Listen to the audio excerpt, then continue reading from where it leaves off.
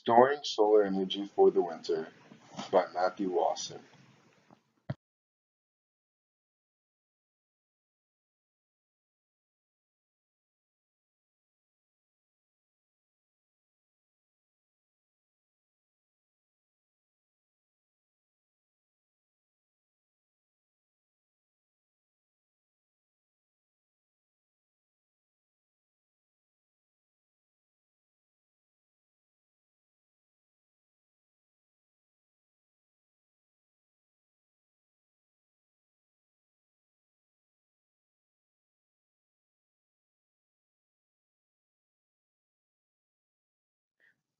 Non-renewable resources such as coal and oil are destroying our planet as we continuously burn these and allow the emissions to go into the atmosphere.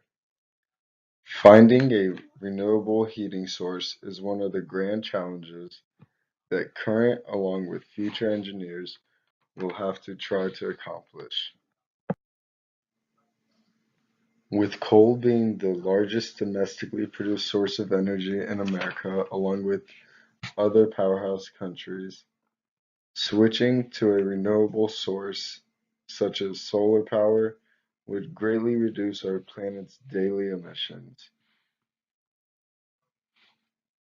Coal is where our nation gets a large chunk of its electricity, and switching that would greatly reduce the overall Earth's emissions. Looking at the history of solar energy, most of it stems from Germany, who has been a leader in the innovation of this technology. The ability to store solar energy in order to use at a later date in time has been something that Germany has been trying to accomplish since 1996, when they began testing solar energy technology to store seasonal heat. For decades, their technology has been analyzed, tested, and continually developed by their engineers. From 1996 to 2007, they had a central solar heating plant with seasonal storage that was placed in a lake, while the CSHPSS was near the lake. The output of the energy efficiency was measured. From the first year through the following 11, it was continually adjusted and redeveloped to try and make it more efficient. However, they were unable to match the efficiency the output had been in the first year of testing. As seen in the graph after year one, the reduced efficiency is due to the underestimated heat of the solar power transferred from the solar net to the district heating net, which created temperatures so high that the collector circuit malfunctioned and reduced the efficiency at which it could perform year after year, resulting in the graph. As the years went by, engineers continually analyzed the collector circuit, which was causing the malfunction, and continuously upgraded it to perform better. And in 2004, they were able to almost recreate the efficiency that they had back in 1996. For the contemporary findings, we look at the borehole thermal energy storage structure. It is the first CSHPSS with an aquifer thermal energy store, which was first built in Rostock, Germany. The borehole thermal energy storage structure is leading the field with 57% of heating demand achieved by the consumption that is regularly needed to run the machine. The project in Germany was successful with the collector integrated on the roof as a buffer that has thermal energy. The heat is either directly used or charged into the aquifer thermal energy storage system. Gotta get those jitters off, bro.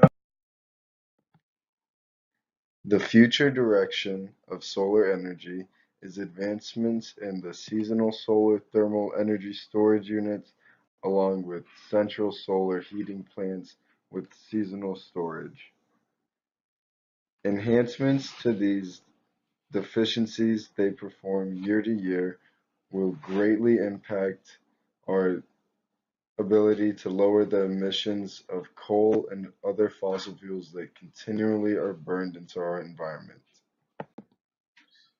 Minimizing the area of which these systems take up is a great way to make them more applicable to households and commercial buildings, and along with keeping the high efficiency in order to make this a common everyday item.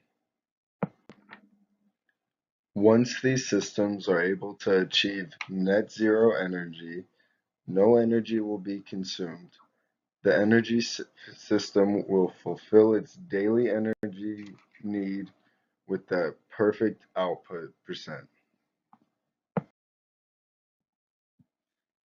In conclusion, powerhouse countries use a majority of fossil fuels in private homes for heating of the buildings along with heating of the waters.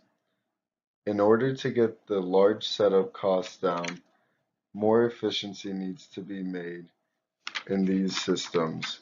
Germany is continuing to be a leader in the solar energy frontier and continuously develops better and better solar power systems with greater efficiencies.